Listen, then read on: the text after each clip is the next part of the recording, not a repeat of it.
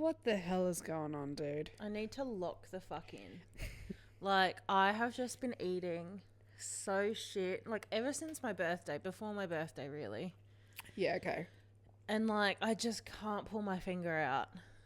Describe, like, a week of eating for you. No. Oh, No okay. one... No. Here, I'll go first. That's a secret that I will die with. No one needs to know how I live. I'll go first. There was about 3 weeks there where I was eating 2 croissants with ham and cheese in it a day. Like, Yum. I was making them at home or whatever. But I was still eating 2 a day.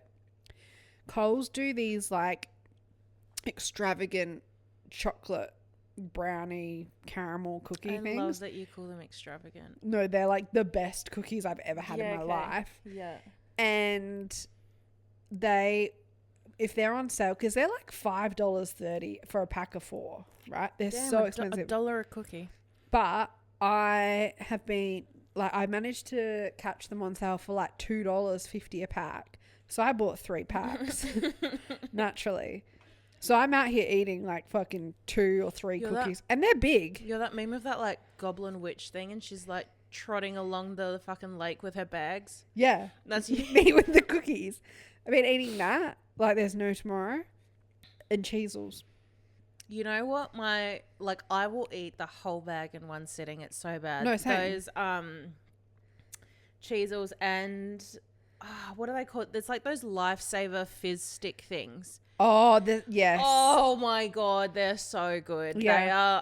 They lace them with crack. I'm sure of it because I sneak them into the work food shopping. And then I'm like, I will eat all of these. Yep. So like I actually just I can't eat good. Like if I need to lock the fuck in for work, so fine. Easy. Say less. Any other aspect of my life, I'm kicking and screaming. I can't do it. I can do one category, but not all. So I'm either locked in for work. Yeah. Or it's eating. Or it's Pilates. Yeah. Or it's socializing. Yeah. No, you know what? I'm exactly the same now that you mention it. It's too much. And at the moment I'm locking the fuck in for work and everything else in my life has just gone to disarray. I'm a mess.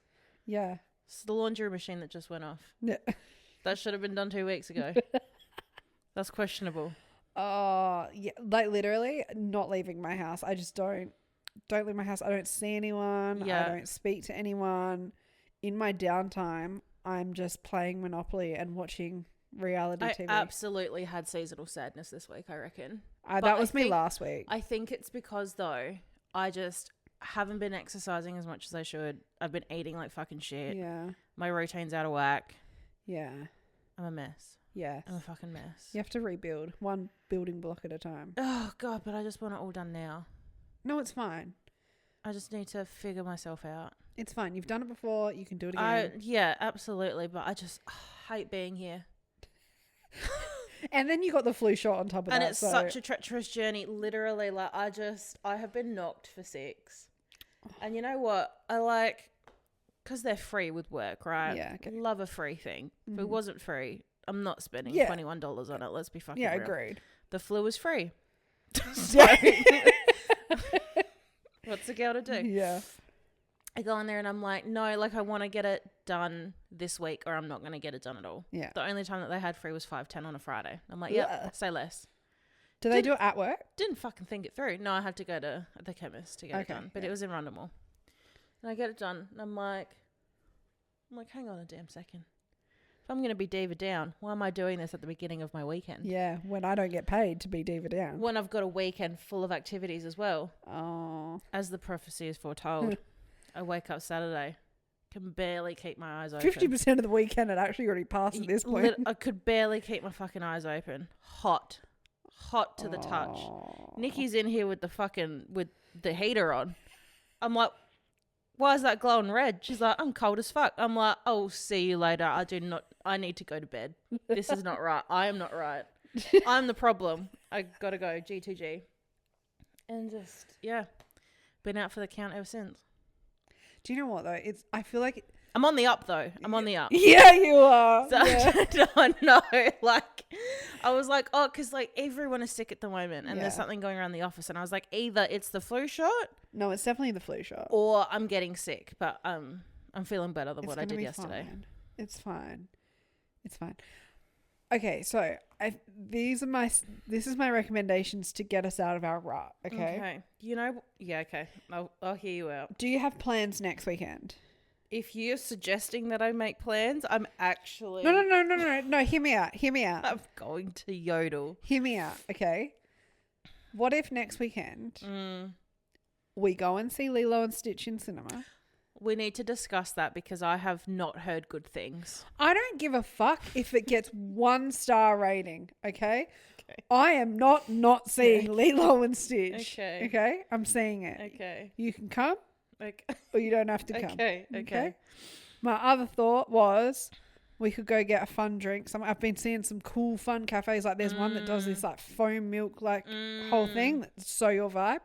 We could do that. Go for a little walk, and then that's it. I'm not saying strenuous activity. Yeah. Okay. Yep. Just a little bit. Like we should actually go touch grass. Yeah, I think that's my issue. I just haven't been. I haven't felt the sun on my. As someone who's like, I'm sick of the heat. Yeah, but it's difference between the heat and just having some sun rays on you. I think, you know how like crazy people are like, oh, they're lizard people. Like, you know, all the big leaders, lizards. I am actually a lizard person. Yeah. I think I need to have the sun touching my skin. Yeah. Or else I cannot function. We'll go get the fun drinks that I've seen on TikTok. I need a solarium. And we'll go find a nice healthy patch of grass. A grass. nice healthy rock for you to sit on. And we're going to sit there. Yeah. And we're just going to sit in silence. You know what? Correlation. I feel like shit because I also haven't had a taro and an acai bowl in a very long time. Yeah. Yeah. Myth busted. Yes. Anyway. Direct correlation. Moving on. Enough of me. How are you? You know what? Good. Good. Good chat. All right. Well. Yeah, I think the lack of socializing is getting to my brain, but it's fine. I literally have just been locked in my house playing, like when I say I play Monopoly, I'm playing for about 4 hours a day. Multiple games. Like I am fucking obsessed. Yeah. Nothing. Any wins this week? Oh yeah, I've had some big wins. Wow. Day trading. No, literally nothing. I cannot describe the feeling of it to you of winning a game of Monopoly. Like it's like doing crack. It'd be like that feeling when we walked out of the cinema after watching Warfare. Yeah. Yeah. You're just like so adrenaline pumping, coursing through my veins. Yeah. I'm ready to like kick a child in a fucking shopping mall. Period. You're about to enlist into the ADF. Yeah. I feel invincible. This is how men must feel all the time. Constantly. Yeah. Just me winning a game of Monopoly. Doing that. Been playing a little bit of Sims. And I'm just so addicted to reality TV. So addicted. You know what me and Nikki started watching? Love Triangle UK. There's a UK version. Yeah. Crazy. Good. Crazy. Yeah. Just, more crazy personality. Oh, okay, cool. Yeah. We're only one episode in, but it's doing what it needs to do. Nice. I think that's it. Same old for me. Just trying to not spend money, really. Which is working, but, you know, there's a price you pay for that, unfortunately. Depression. Yeah. Oh, dear. All right. What have we got? Fucking hit me, dude. What have we got? So, earlier this week, I think it was Wednesday, Vogue US announced that Hailey Bieber was going to feature solo on their next cover for the first time. Which is fucking huge, right? That's massive. Like, being solo on Vogue is like top tier when you're like a model or a socialite or like in that industry. You know what I mean? I don't think there's like a bigger cover that you could get. Yeah. Iconic. And so Justin Bieber penned a very backhanded post on Instagram congratulating her on the news. Now, did you see the Instagram caption? I didn't see it originally, but I saw someone had like reposted it. Yeah. And it was fucking insane. It was okay. So I'm gonna read it to you. Yo. Okay, number one, people that type how they speak. But Draft I it. do that. Draft it. No, but you don't start things off with yo. When I'm messaging people at work, I do. Yeah. That's fucking crazy. Stop that immediately. Okay. Yo, this reminds me when Hayley and I got into a huge fight. I told Hales that she would never be on the cover of Vogue. Yikes, I know. So mean. For some reason, because I felt so disrespected, I thought I gotta get even. ... I think as we mature, we realize that we're not helping anything by getting even. We're honestly just prolonging what we really want, which is intimacy and connection. So, baby, you already know, but forgive me for saying you wouldn't get a Vogue cover because clearly I was sadly mistaken. Sadly mistaken. Sadly?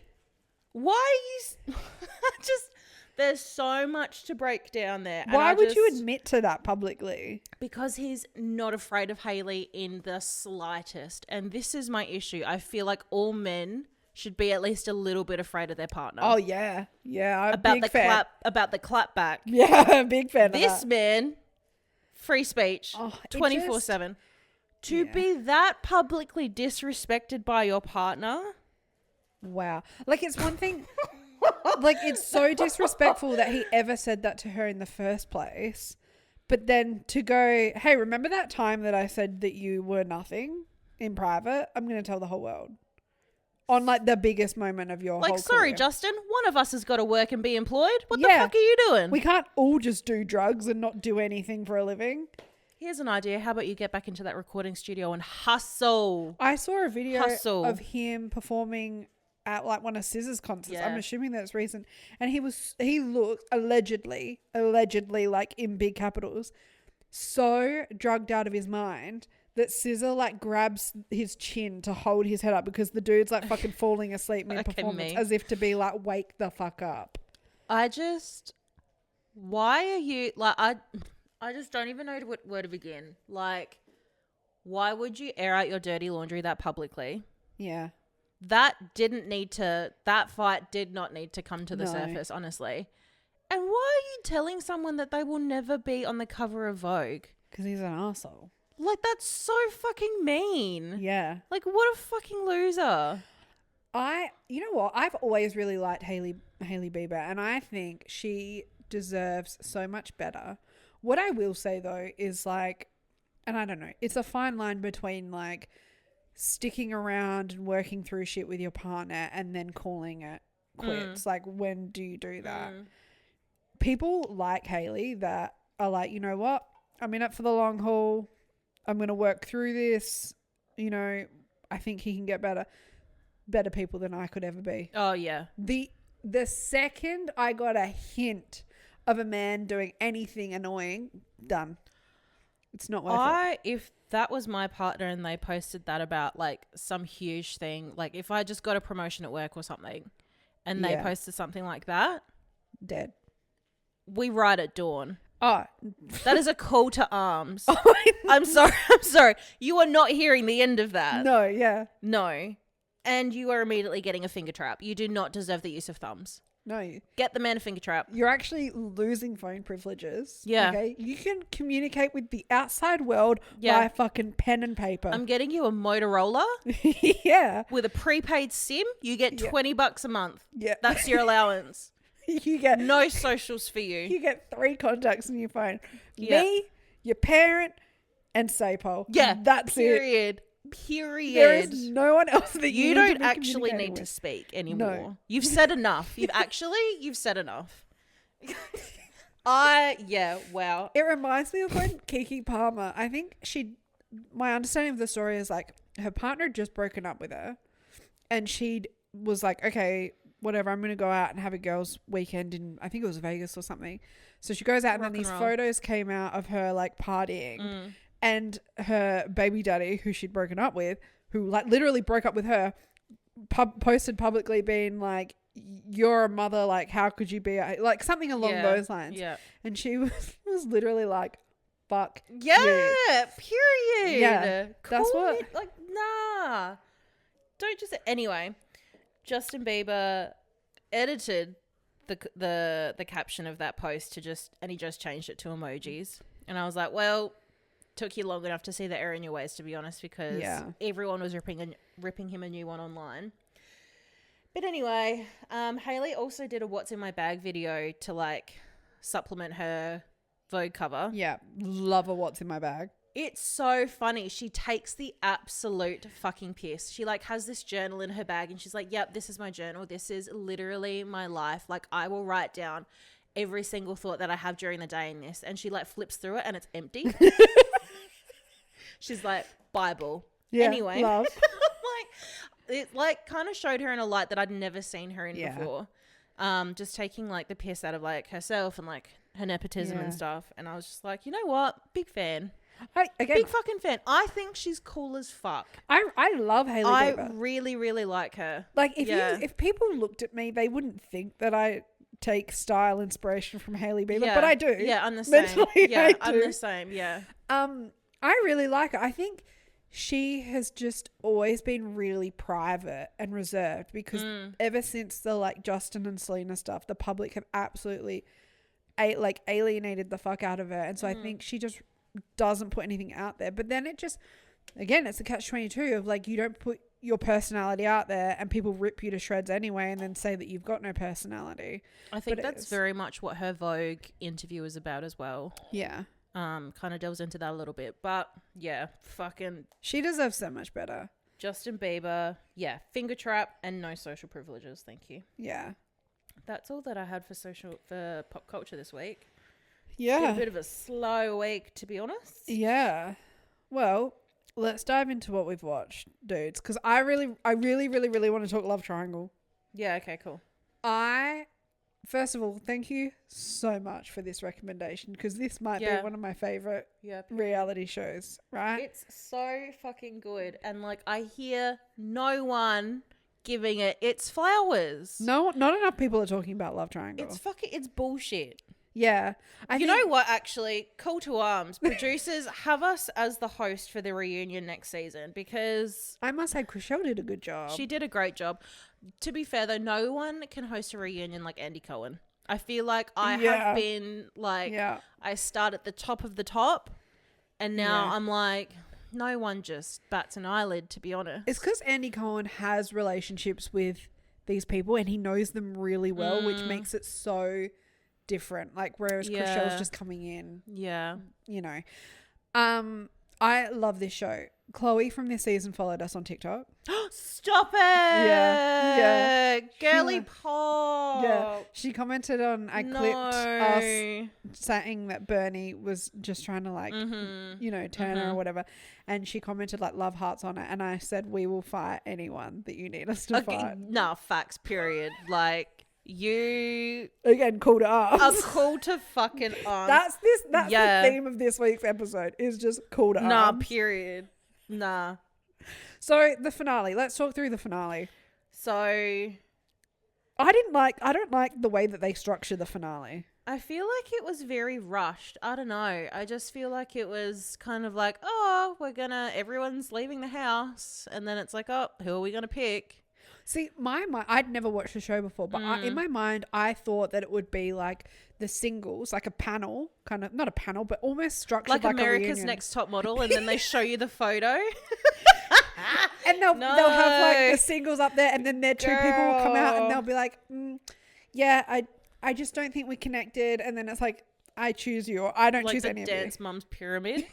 It wouldn't be like that. No. So yeah, this is pretty much how it is every season. So like they'll all leave the house and it's kind of like a cliffhanger of like, oh, well, they won't they? Yeah. And then the main person is like sitting somewhere and they're like, oh no, I've made my decision, blah, blah, blah, blah, blah.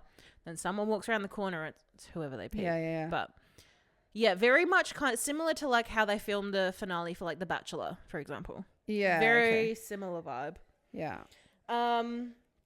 But so in the end, you've got Ari and Yuri. They decide that they're going to give it a crack. So they have gotten along the whole time. Ari's other match, Josh. Is it Josh? No, Who I the don't fuck think knows? that was it. Doesn't matter. Anyway, he is nowhere to be seen. So it's... I mean, he was a fuckhead, though, from day one, so... And so the whole thing with Ori and Yuri was like, oh, are they going to make it work or are they going to try? Because they live in separate states. Yuri really isn't into long distance and he's very adamant about it from the get-go that he hasn't had good experiences with it, so he's not really about it. But then Yuri's like, no, I would like to give it a crack. Like, we do get along. I do really like your personality. Yeah. Do you want to go on a date on the outside? And they're both like, yep, cool, sweet, awesome.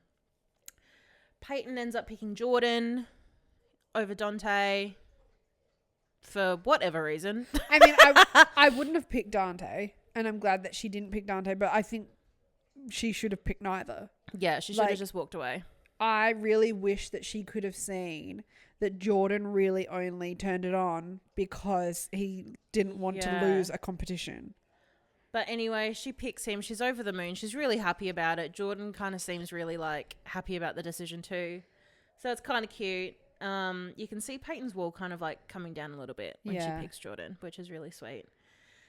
Mike and Melissa break it off because Mike's a fucking loser. Long story short. And then Marissa and Jasmine end up leaving Bernie after being sick of being led on for so long. Fair enough. Which is so fucking fair. And so then it comes down to Chloe, Beck, and Emma, who are in the last love triangle. And after what happened in the last dinner party, I think, Beck was kind of like, I don't really know where my head's at. I'm feeling very overwhelmed. I don't really want to be in this situation anymore. It's too much for me. I'm going to leave. Yeah. So she leaves of her own free will. And then Chloe's kind of like, all right, well, am I going to stay with Emma? Like, am I going to listen to my heart or my head, essentially? Mm-hmm. And then she gets a text from Bernie. Ding dong. Fuck, typical. Ding dong. Yeah. And Bernie's like, meet me at 7 p.m. on Wednesday night if you want to give this a crack. Mm-hmm. And she's like, is Wednesday not the decision day? And so he's pretty much saying like, pick me. Yeah.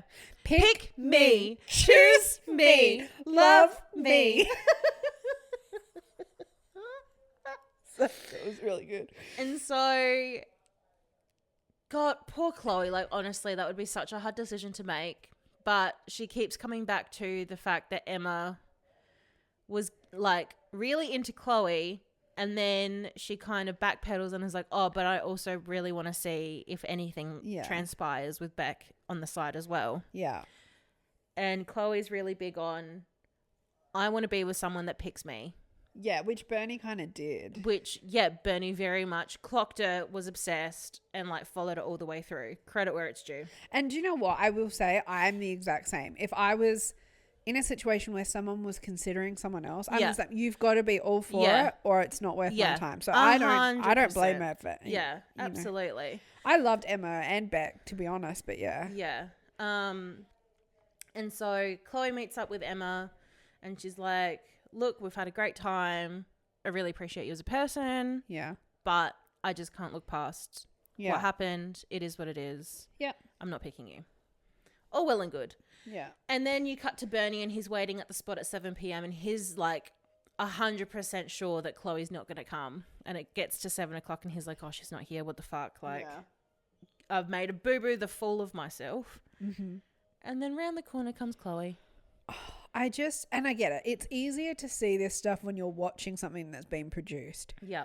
But I'm just like, Chloe, you deserve so much better than a man who the only effort he really put in was giving her a note and then trying to speak to her in secret at the dinner parties. Yeah, like if you were genuine about your intentions with someone, surely you would make it known in public. Yeah. And try to pull them away for a conversation when you're with them. Or like you have a phone, text them. Yeah. Or, you know, go for a walk. I'd have planned something. I don't fucking know. I don't know if there are any rules around that. Maybe. Also, even down to the fact like he was with Jasmine and Marissa, him not being honest with them. Just being snaky about the whole thing is that would put me off because that would make me think that you are keeping me a secret and you're not really into this. Yeah, and also if you're willing to like lead two other people on when you know that you're not going to pick them, even if you say that you're trying, you already know you're not going to fucking pick them. Yeah. Why lead them on for so long? Yeah. That's, yeah. I don't know, fucking shit behavior, to be honest. But anyway, so they roll off into the sunset together, and then we have the reunion. Oh my God, this reunion, I didn't know what to expect. Chriselle did really well, and I got everything that I wanted from this reunion. Chriselle was such a slay. The only negative comments I have about the reunion is they spend so much time rewatching the couple's relationships, and I get that they need to give context to what they're going to talk about. I had to fast forward all of those bits, and then you take that out and the reunion lasts for 10 minutes. Yeah, like I don't know. Again, like, I wish it was like a normal reunion where the cast have all seen the show going into the reunion. yeah.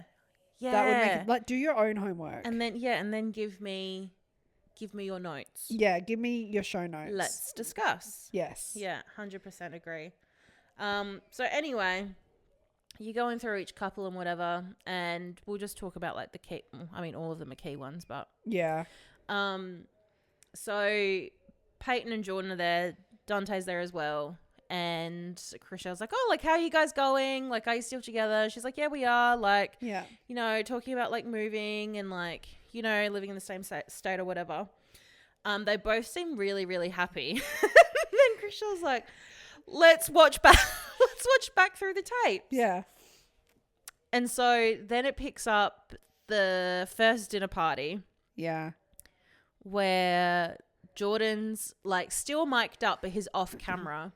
And he's saying, he's talking about Peyton, and he's like, he must be talking to production, I think. No, I think he was talking to Nuri. Oh, yeah. Okay. And he's like, you know, like, I don't know why they put me in a triangle with her. Like, she's definitely not my type. Like, I asked for ethnic, small, petite, and I got Peyton. Like, yeah, and it's not going to work. And he's like, whether I say something or whether I don't, I'm going to be the bad guy. Like, it's just a shit situation. Yeah.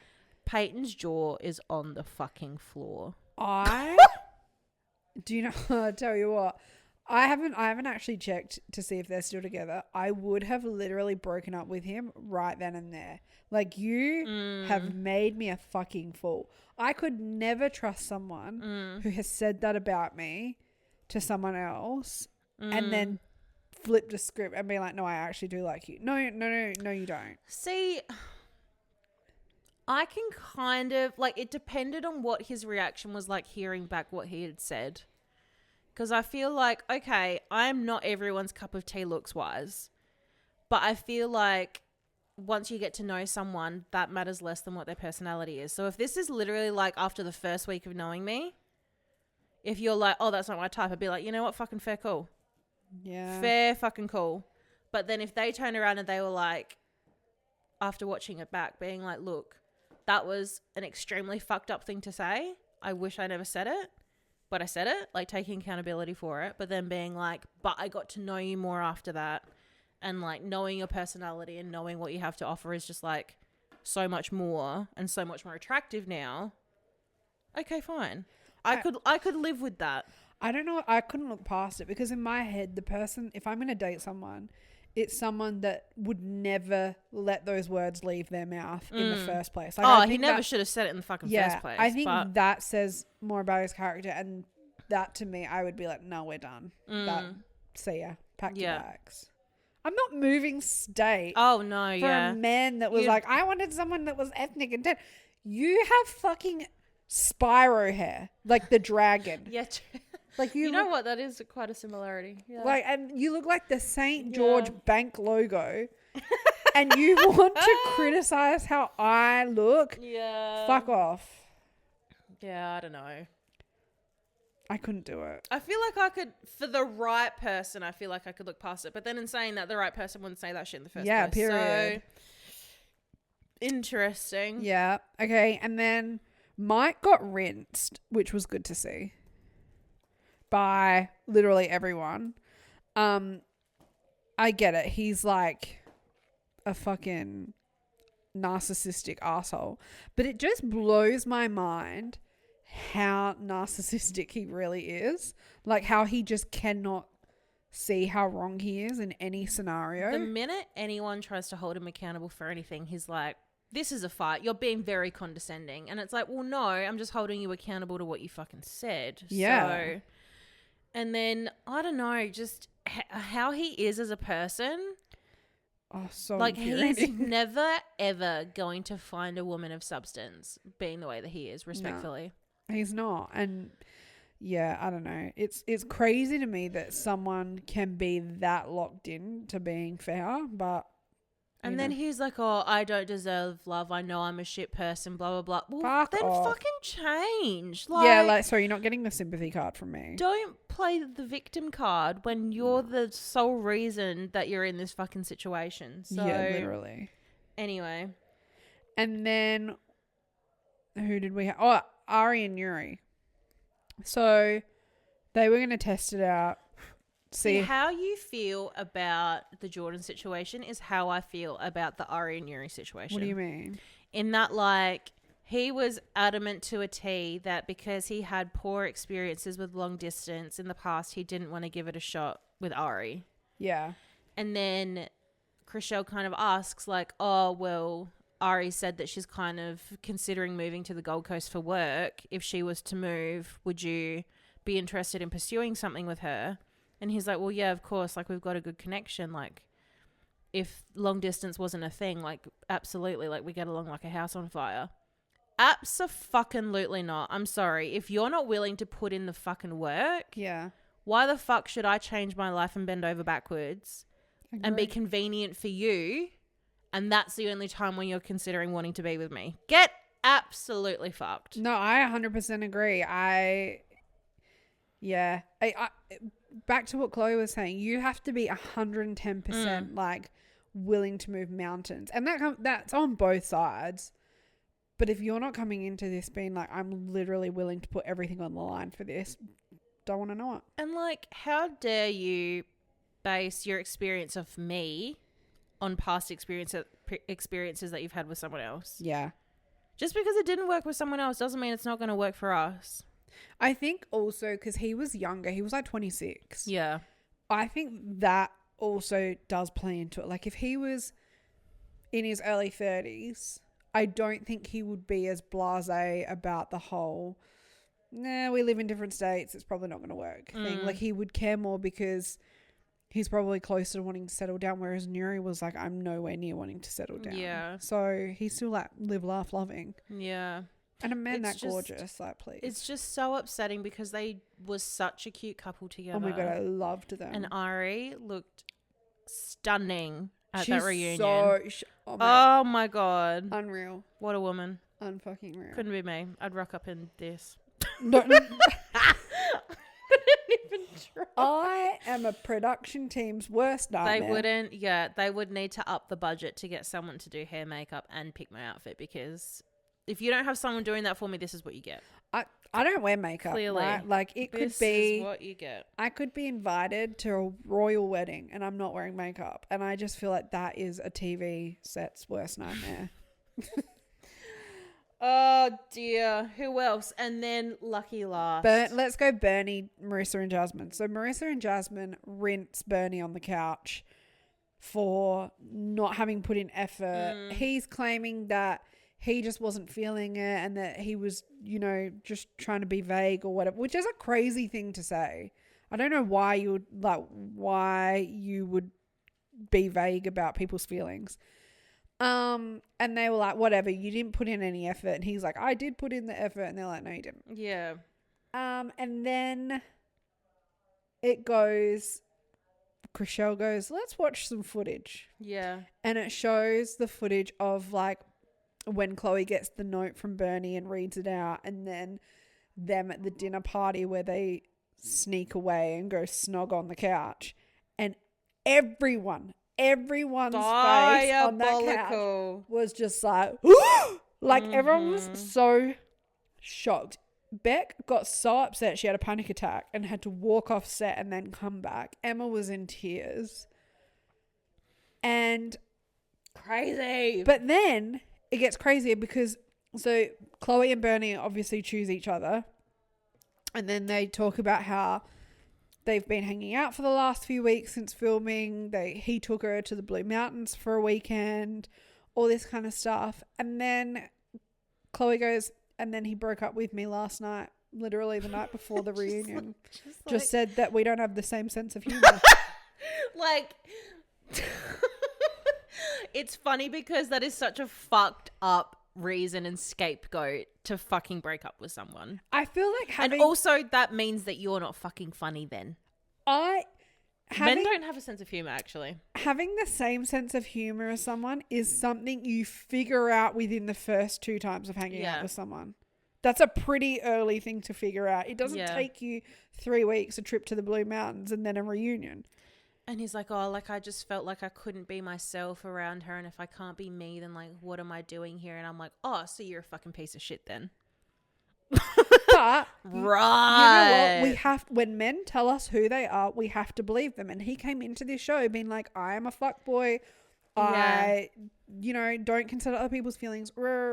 He told us exactly who he is, and that's who he is. He wasn't going to change in the span of 3 weeks just because he met Chloe. Like, and he was like, why would I pay for a trip for us to go to the Blue Mountains if, like, I didn't genuinely like Chloe? Like, of course I thought something was there. Like, otherwise I wouldn't have spent all this money. And Chriselle turns to him and she goes, kind of is a bit of fuckboy behavior though, isn't it? That's exactly. You're paying for something that you want and then you get it and then you fuck off. That was the moment I was like, Chriselle is the perfect person to be doing this. Oh my God. Yeah. I really feel for Chloe because we've all fucking been there though, right? Like, she deserves so much better. You deserve so much better, but someone's telling you all the right things. Yeah. And like initially making you feel the way that you want to feel. Yeah. And you just look past the little things. I mean, you've only got 2 or 3 weeks to make a decision. He's come in 100% hot, telling her exactly what she wants to hear. Taylor's old as fucking time though, hey? Yeah. And I totally get in her mind, even though she'd said a couple of things at the dinner parties to allude to, things like, I want someone that doesn't second guess. She probably was, because they didn't spend that much time together, she probably was like, how would he know what I want? And so she's like, oh my God, this is exactly what I want. And then, he was saying all the right things. He was like not thinking about anyone else, which is all she really wanted from someone going into this. I can totally, you know what? I probably would have done exactly what Chloe did in all honesty. Yeah. Like I'm very much like, I would rather like find out that it's not going to work out the way that I want it to. I'd rather do the thing than live with the what if. Yeah, rather try. Oops. Yeah. Like, regardless, like, I probably would have also picked Bernie if I was in her situation because I would want to give it a crack. Again, and if someone's telling you that you're the most amazing person in the world, be like, yeah, facts. Yeah, I am. Period. Finally, someone gets it. Yeah. But oh my God, the fact that they broke up the night before recording the reunion and then they're having to hash it all out, like, that is fucking crazy. How Chloe kept it together, she's a better person without beating the shit out of Bernie is fucking beyond me. But yeah, that's when, like, once they show their colors, that's when you're like, all right, you can get fucked. Yeah, you're a weasel, you're a piece of shit. Also, Mike being like, what did he say? I put it in the show notes. Mike's like, save your breath, you're a scrub, end of story. That is very much pot calling the kettle black, but it was still nice to hear. I was here for it. Yeah, that was an iconic moment. I must say, as soon as, because Mike was the first person that they went for, and then you'd see like the Jordan stuff unfold and then the Bernie stuff, and every time they cut back to Mike, he sat on that couch grinning ear to ear because he's like, Cheshire cat. Yeah. He's like, I'm not the only asshole here. Literally. Oh, I love the show so much. It's so good. I need to watch the other seasons. You do, honestly. You need to watch the one with Mosqueda Ben in it. It's so jarring. I miss Mosqueda Fall. It's so jarring because they're like, oh yeah, like we toured with like this international band and like, like I've performed with artists like Demi Lovato and shit, and I'm like, hang on a second. And then you shows him and I'm like, I know you. I know that man. We have a photo with the entirety of Mosqueda Fall. I have a photo with you. That's fucking crazy. Bless. Oh, he gives it a red hot go and he sings to like the person that he matched. Yeah. If a man sung to me, we're done. No, see you later. We're done. I'm heading for the hills, but it's endearing when he does it. It's sweet. Okay, bless. Well, okay. last night, I have seen this TV show all over my socials this week called Overcompensating, and it's on Amazon Prime. I've never heard of this in my life. It was everywhere. Okay. Mm-hmm. So I was like, I have to.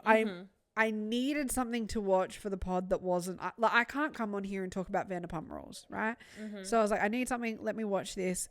It's 8 episodes, and I think they're roughly like half an hour, 45 minutes in length each. So it's like a comedy drama series that follows this guy named Benny, who is a closeted former football player, and he's gone off to college for the first time, and he becomes best friends with this girl named Carmen, who is like this high school outsider.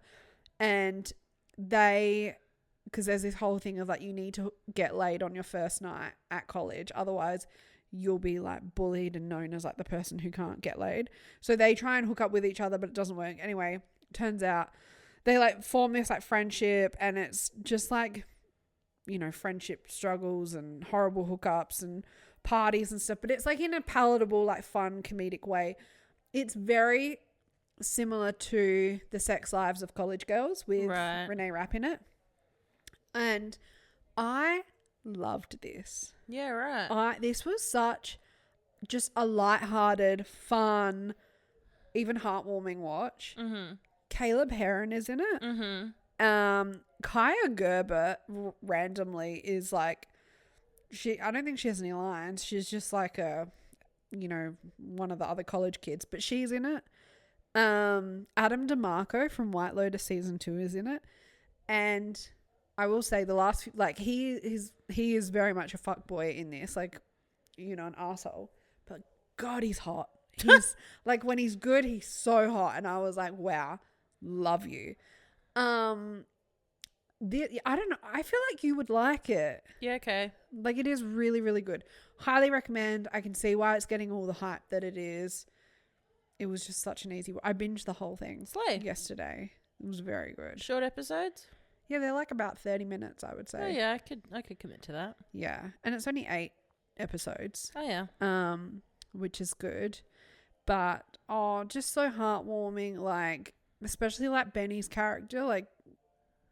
It's exactly pretty much not same, but like very similar storyline to like Renee Rapp's storyline in Sex Lives of College Girls, where they go to college and they realize that they're gay, and then they're trying to navigate that, and they're, you know, trying to work out like telling people and finding their place, and it's just love it.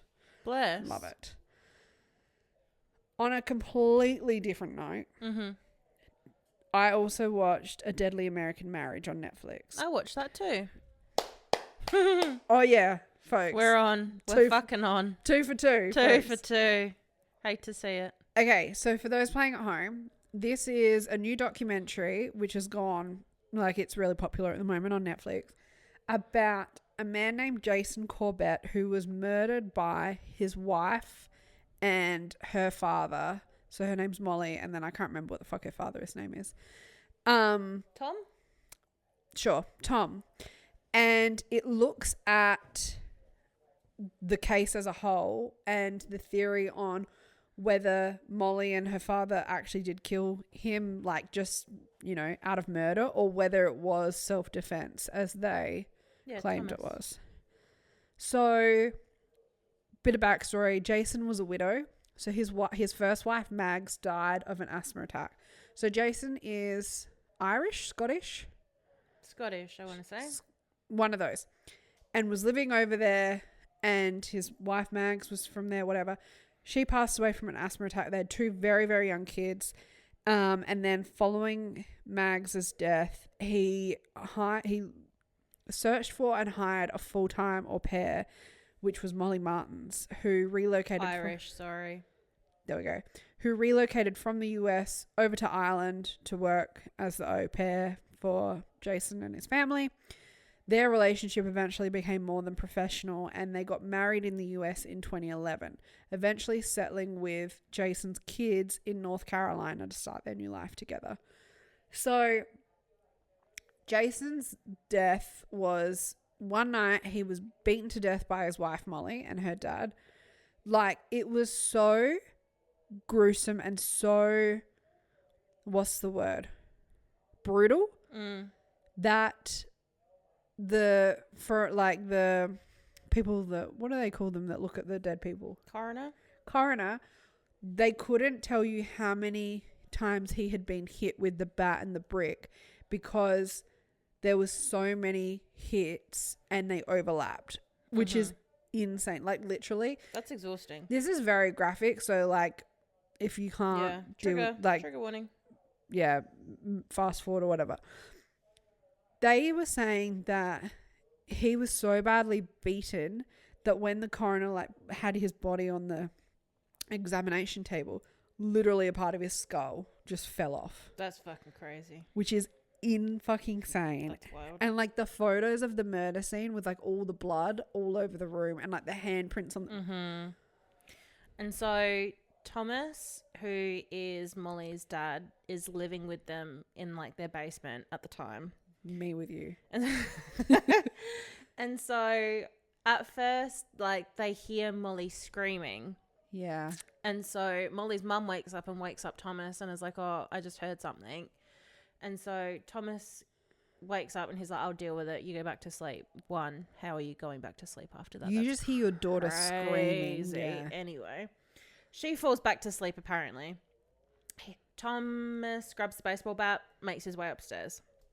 And then that's when Thomas claims. So Thomas is also a former FBI agent. So we need to keep that in mind.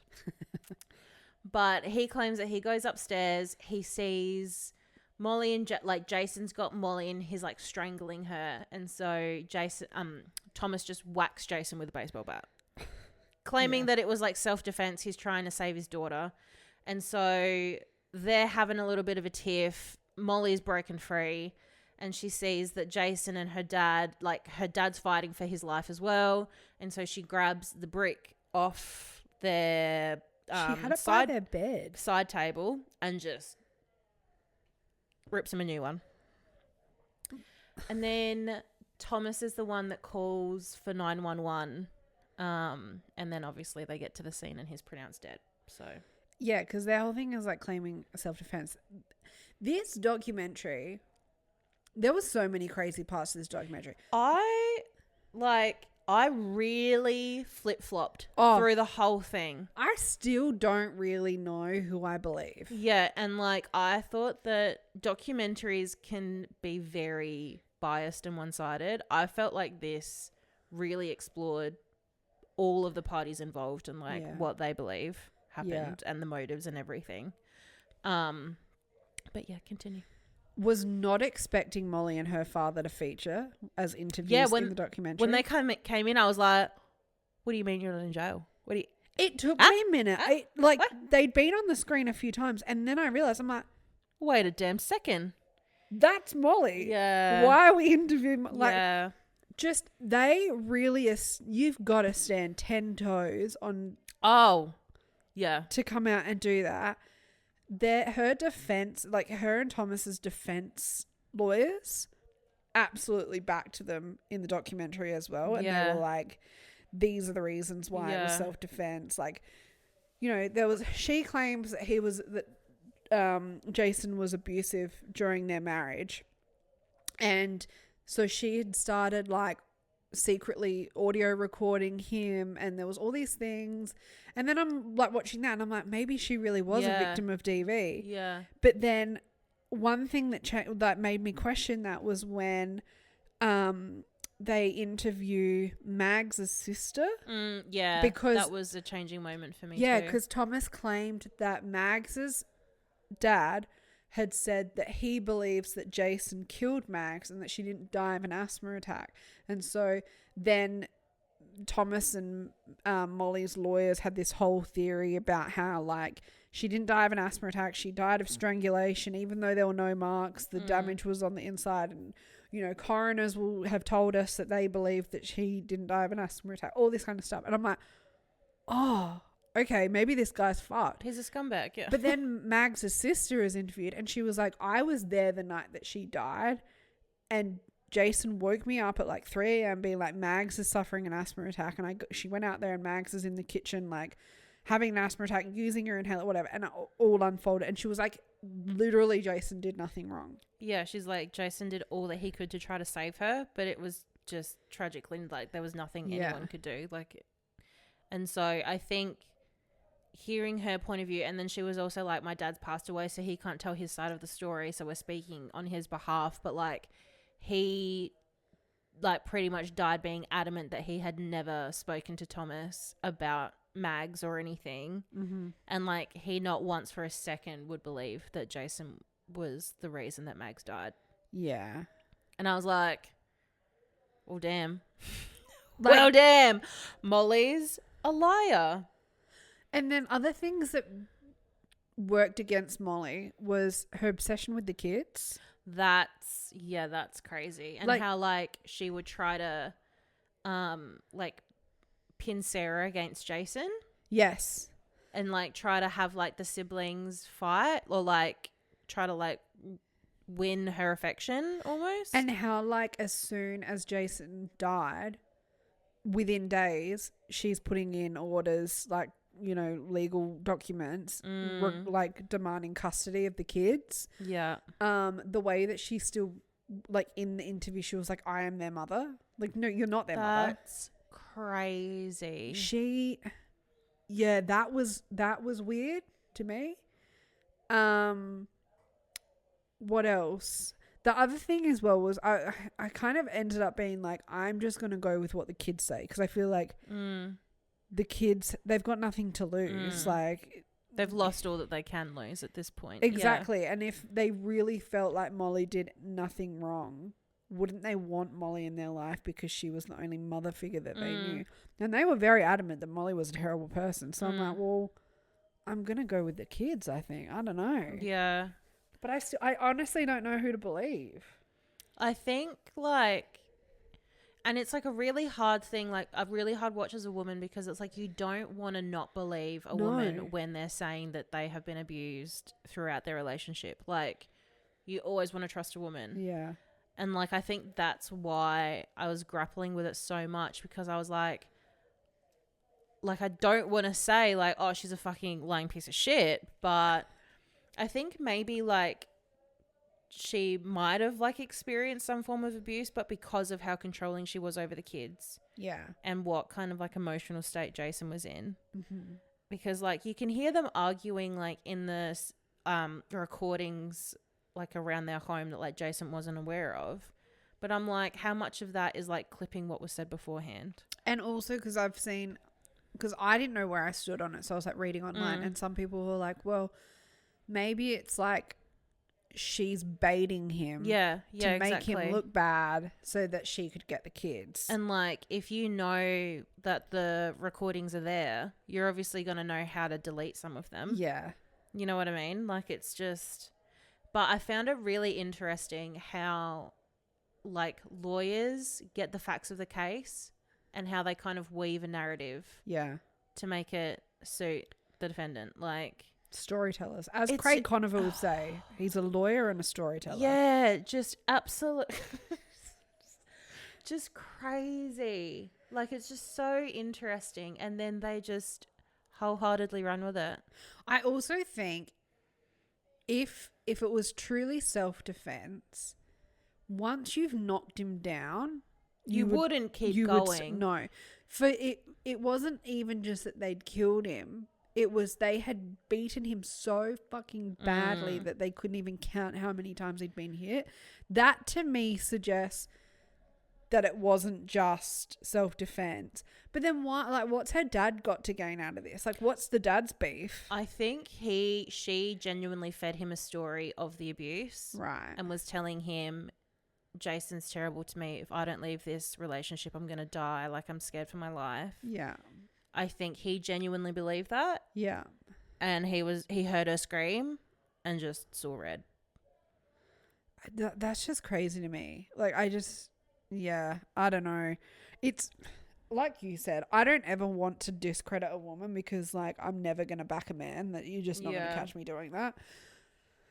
But there's a lot of shit that points to the fact that Molly is not innocent. Yeah, and also the fact that like she knew that all of Jason's family other than his kids were in Ireland, and she was getting calls from Jason's sister constantly, but she just wasn't answering them wasn't letting the kids see their auntie or uncle. Yeah. Like, that's not normal. Weird, like, to be that desperate to have kids. Yeah.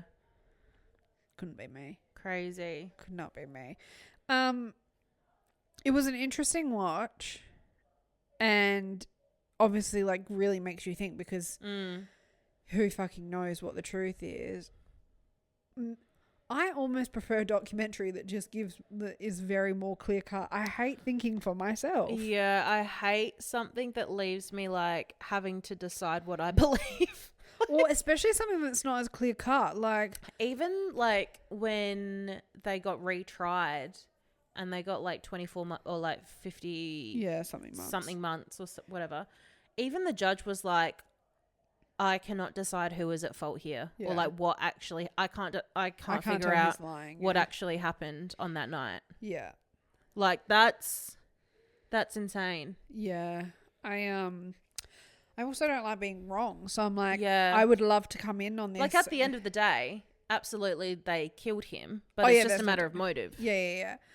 I don't like coming into this not being 100% on one thing or the other.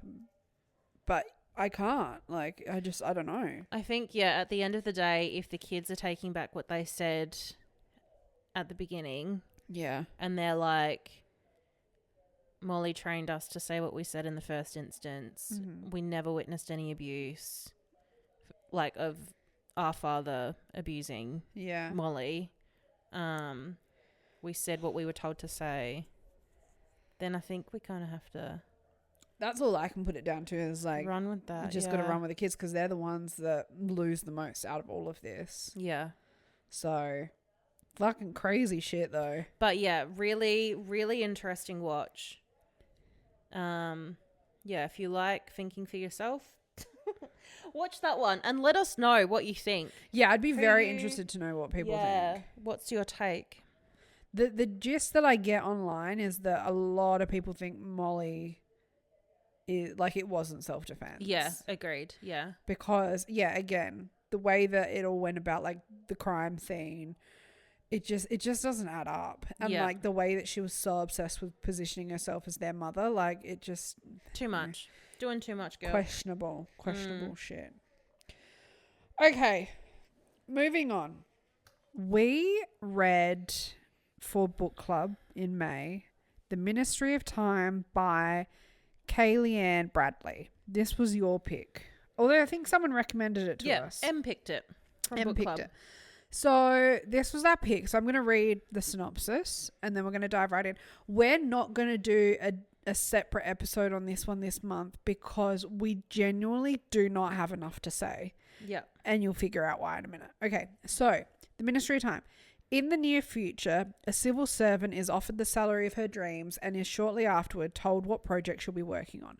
A recently established government ministry is gathering expats from across history to establish whether time travel is feasible for the body but also for the fabric of space-time. She is tasked with working as a bridge, living with, assisting and monitoring the expat known as 1847 or Commander Graham Gore. As far as history is concerned, Commander Gore died on Sir John Franklin's doomed 1845 expedition to the Arctic. So he is a little disorientated to be living with an unmarried woman who regularly shows her calves, surrounded by outlandish concepts such as washing machines, Spotify, and the collapse of the British Empire. But with an appetite for discovery, a 7-a-day cigarette habit, and the support of a charming and chaotic cast of fellow expats, he soon adjusts. Over the next year, what the bridge initially thought would be, at best, a horrifically uncomfortable roommate dynamic evolves into something much deeper. By the time the true shape of the ministry's project comes to light, the bridge has fallen haphazardly, fervently in love with consequences she never could have imagined. Forced to confront the choices that brought them together, the bridge must reckon with how and whether she believes what she does next can change the future. Did you finish it? And no. So... What bit did you get up to? Okay, I am like 55% of the way through. Okay. Girl. Like, and again... What's just happened? Okay, again, spoiler alert, if you don't want to know about what happens in the book, don't listen to the rest of this chapter. This episode is over for you, really. So thank you for joining us. We'll see you next week. Okay, so Quentin has just been assassinated. Oh, damn. Yeah, right. And she's depressy. Like, absolute fucking depressed beyond her means. Yeah. But you're starting to get the internal dialogue from her about her like she's starting to develop feelings for Commander Gore, like Graham Gore. Graham. And I'm actually like, fuck, this is getting good. It's just taken me 55% of the book to get there. Yeah. I'm going to finish it tonight. Like, I've got no reason not to. No, okay. I'll wait to hear what you have to say.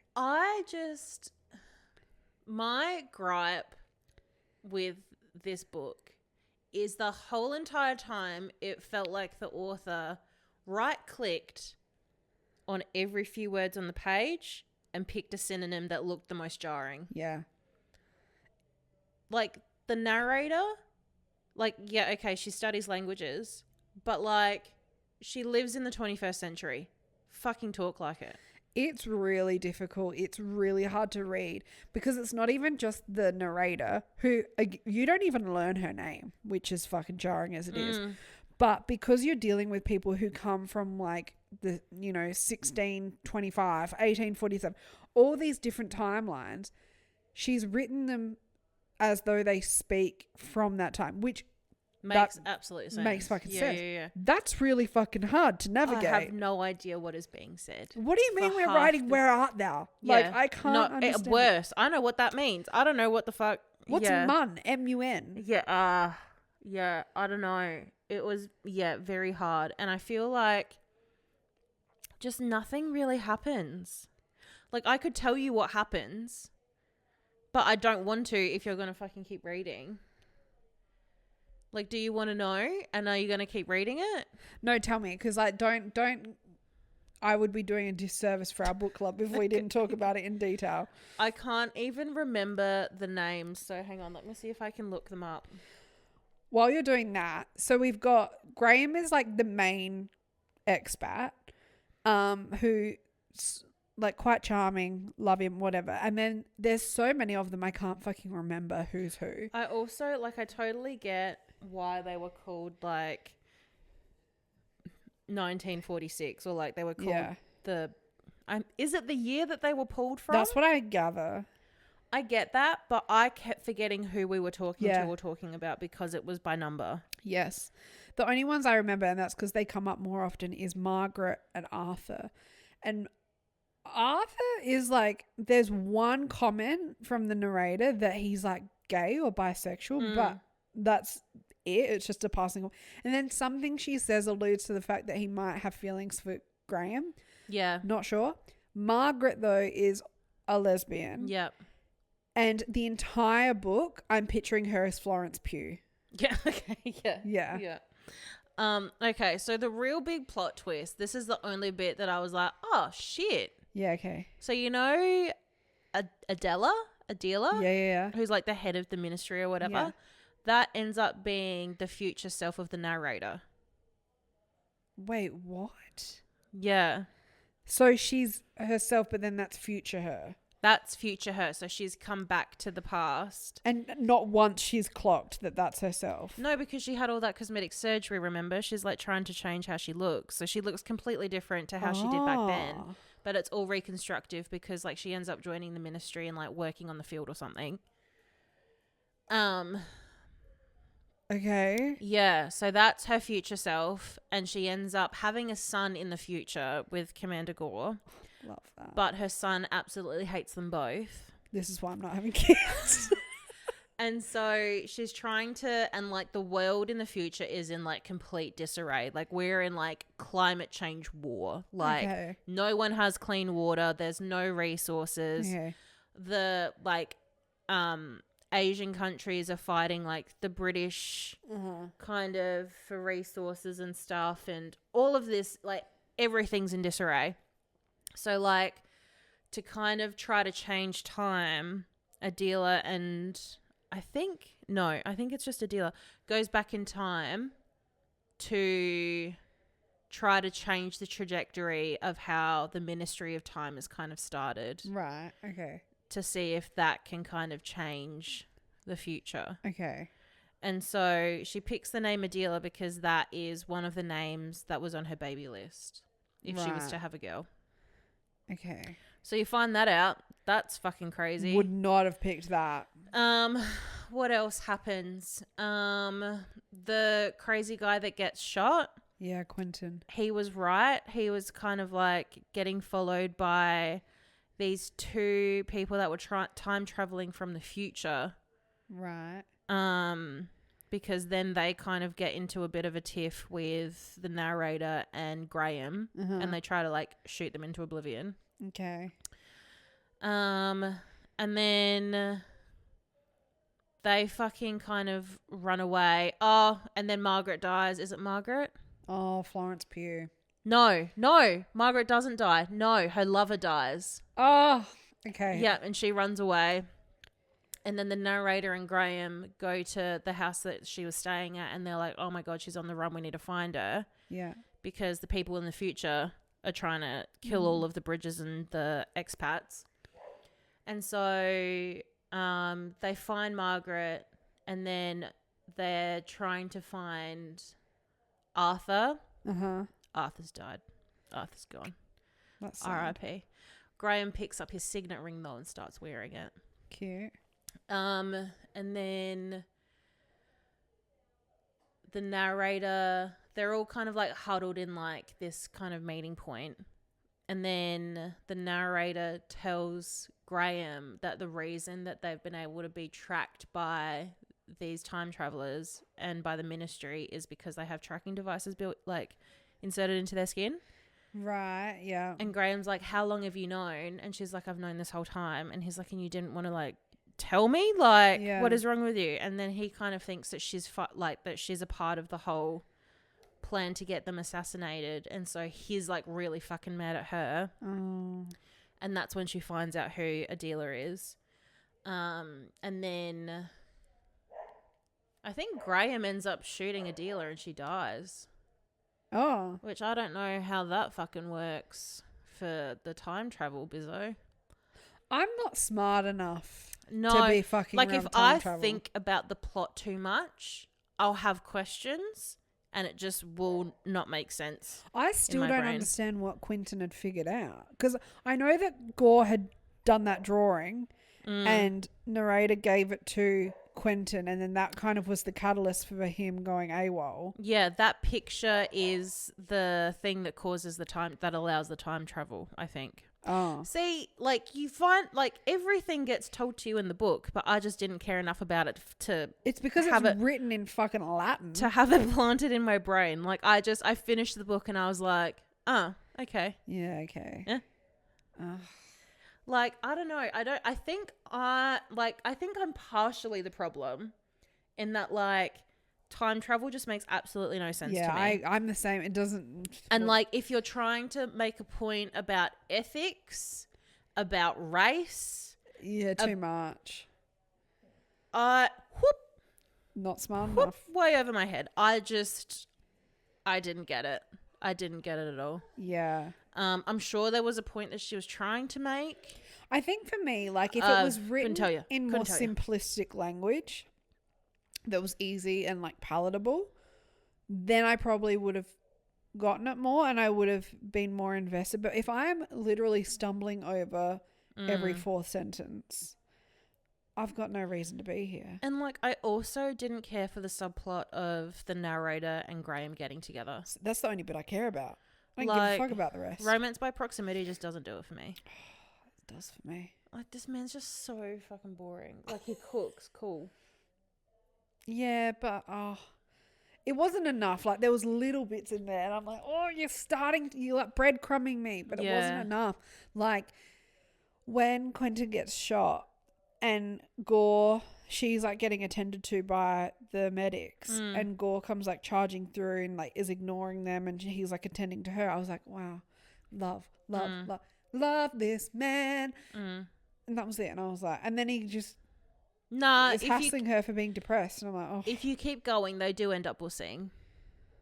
See, even the bussing part, I don't care about the bussing part. It's all the like little like attentive bits before people like get together. Yeah. That's the bit that I love. But yeah, I don't know. I've only got like 2 hours or something left. This is the other gripe that I have. The chapters are really long. They are really long. Like, I was reading chapter 5 and the Kindle was like, this chapter is 59 minutes. And I was like, why don't I end it all now? Yeah. Like, I'm glad to have read it because it is such a popular book and now I have thoughts about it. Mm-hmm. But yeah, I couldn't get into it. I wish that I was smart enough to understand this shit. And be able to, it's like classics. I can't read classics because I don't understand what's going on. This very much reads like it could be like a future classic.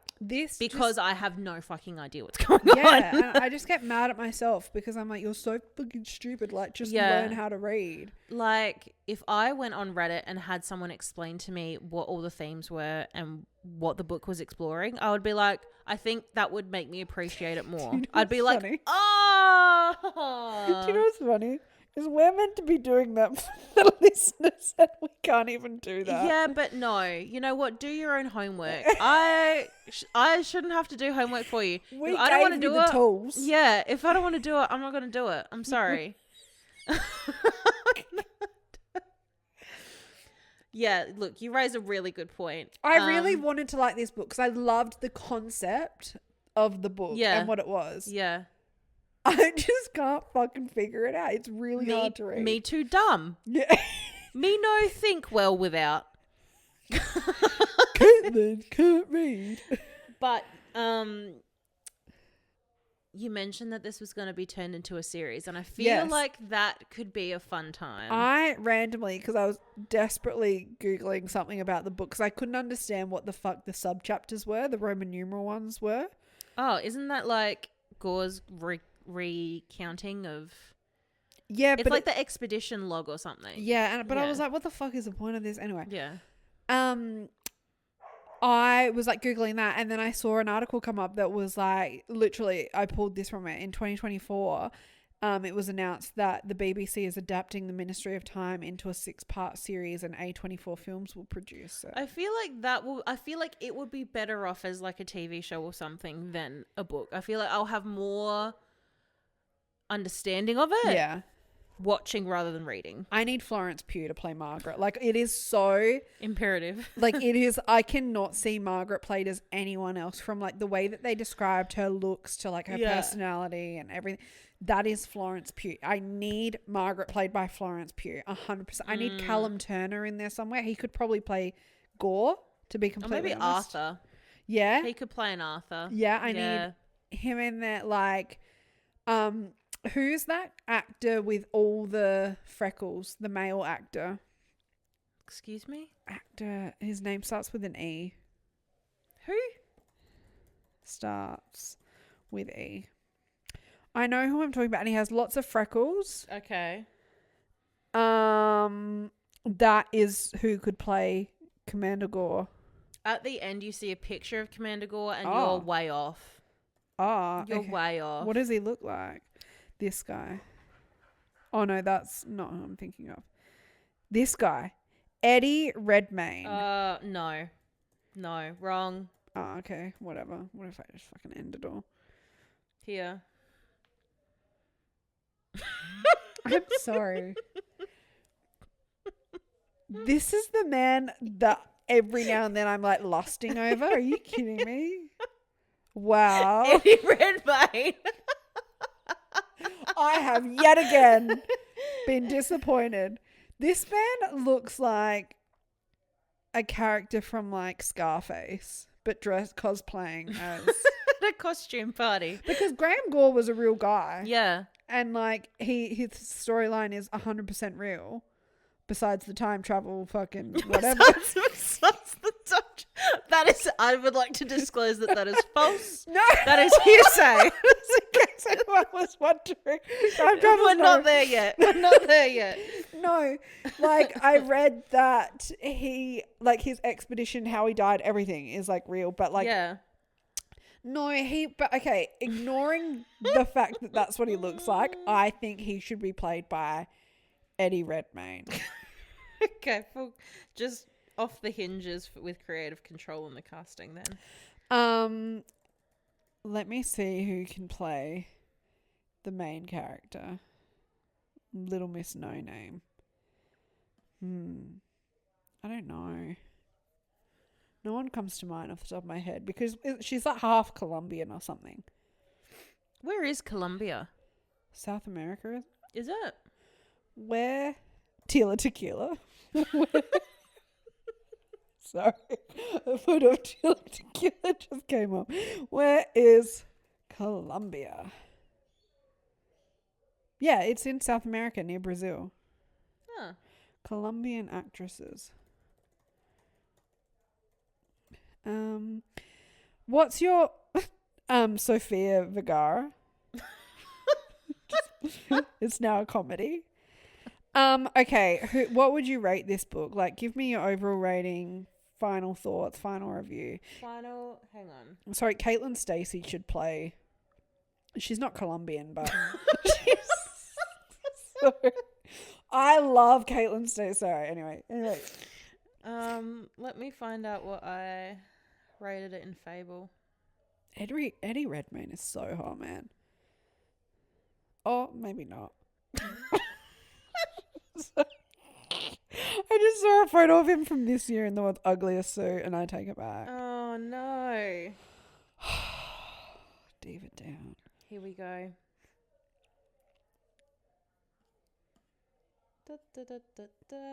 All right, this is my review that I posted on Fable. Okay, read it. 2.5 stars, which I think is very generous. Okay. But anyway, I stick by what I said. Yeah. Didn't love this, but also didn't hate it. What I did hate, though, was how a lot of the book felt like the author replaced words with complex synonyms, ? It made the read frustrating at times because I had no idea what the narrator was talking about. Anyway, anything about time travel and my eyes normally glaze over and I'm confused in 0.2 seconds, but the science and theory behind this was easy enough to follow. The characters were interesting enough, but I also kept getting confused when they were referring to the expat numbers. All in all, not a painful read, just kind of meh. That's pretty accurate based on the 55% that I've read. There you go. Yeah. I'm sure they'll be talking about it for some time.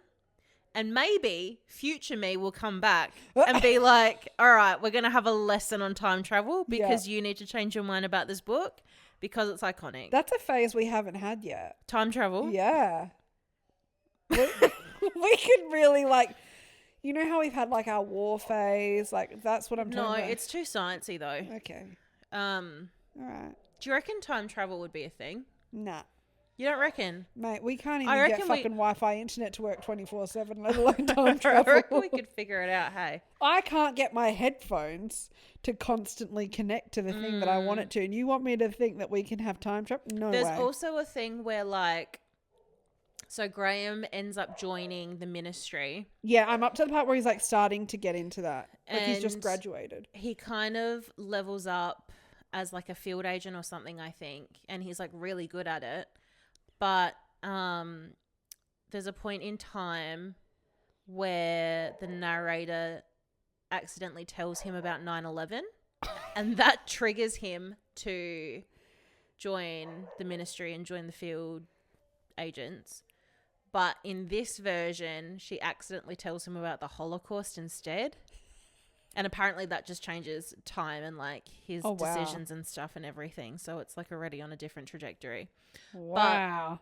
But at the end, anyway, he's kind of still hating on her. And one of the final things that they say to one another is she's like, oh, did you ever really love me? And he just kind of walks away, leaves her. And then he kind of runs off with Margaret. And then she is all alone. She moves back home with her parents. And then she gets a postcard from Graham. And it's this little photo that he's taken. And there's you can see that it's in the woods somewhere. And you can see a bit of Margaret's hair in the corner of the picture. And so she knows that it's from him. And the postcard says, of course I loved you. But then love is scribbled out and it says love. So of course I love you. Nah, fuck him. How fucking dare you win me over just to leave anyway? Yeah, and then she's like asking her dad, because her dad's like all about trees and stuff, and she's like, oh, where do you think like these trees would be? And he's like, oh, it's so and so, like that's in Canada. And she's like, oh, I haven't been on a holiday in a very long time. Like, I think I'm gonna go to Canada. So it's kind of like an open-ended ending. Open-ended? Yeah. Ending. Where like, is she going to find Graham? Are they going to rekindle? Are they still going to get married and have kids? Nah, piss me off. Bum ass loser. Yeah. Bum ass loser. Just like doesn't even give her a chance to explain herself. Just thinks that like she's the problem and then just fucking leaves. Oh, whatever. All right. June book. June book. Yeah. Okay. Drum roll, please, ladies and gents. I can't do a drum roll, so I'm going to clap. Period. Yeah. It is Ritual by Chloe Elizabeth Wilson. Let me read you the blurb. Marnie Selleck is adrift when she lands a job at the coveted mysterious beauty brand Ritual Cosmetica. The enigmatic founder and CEO, Luna Peters, takes a liking to Marnie, and as the two grow closer, Marnie becomes intoxicated by the life that Luna and Ritual can offer her. But all is not what it seems at Ritual. Luna has a cult-like hold over the all-female staff, that's not to mention what happens at their weekly Friday night drinks. As Marnie edges closer to the darkness at the center of Ritual's millennial pink facade, cracks begin to show. Luna is hiding something, but will Marnie uncover the truth and the role Luna has cast in her before it's too late? Both a darkly funny deconstruction of the beauty industry and a gripping examination of identity, beauty, and desire, Ritual asks, what if your favorite cult beauty brand was actually a cult? Facts. Yeah. Yeah. We thought that one was for the girlies. That's a much more palatable read, hopefully. Than well, we can only Ministry fucking of hope. Time. Fun. Yeah. I'm going to download it tonight. Hell yeah. So thank you to Em for the recommendation for A Ministry of Time. Round of applause to Em. It was a good recommendation. We're just idiots. Yeah. That was, we are the problem with that one. If anyone else would like to make book club recommendations, we're all ears. Absolutely. Mm-hmm. Uh-huh. Constantly looking for recommendations. Anything you want to read, you let us know. Well, kidlets. That's it. I think that's enough. That's the end of this 5-hour episode. Dark in 3 minutes. And my nose is running. Period. Anyway, thanks for joining us. Have a good week. We'll see say you. lovey. At the end of the day, say lovey. Yeah. The end of the day. Carpe diem. It's the end of the day. Period. Love you. Bye. Bye.